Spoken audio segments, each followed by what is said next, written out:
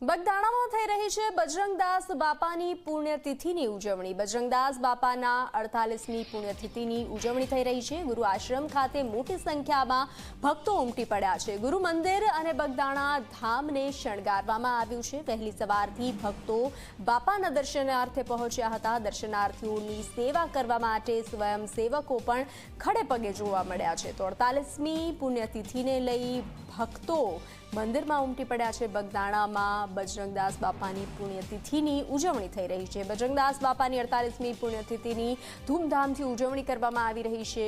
ગુરુ આશ્રમ ખાતે મોટી સંખ્યામાં ભક્તો ઉમટી પડ્યા છે। ગુરુ મંદિર અને બગદાણા ધામને શણગારવામાં આવ્યું છે। વહેલી સવારથી ભક્તો બાપાના દર્શનાર્થે આવી પહોંચ્યા છે। દર્શનાર્થીઓની સેવા કરવા માટે સ્વયંસેવકો ખડે પગે જોવા મળ્યા।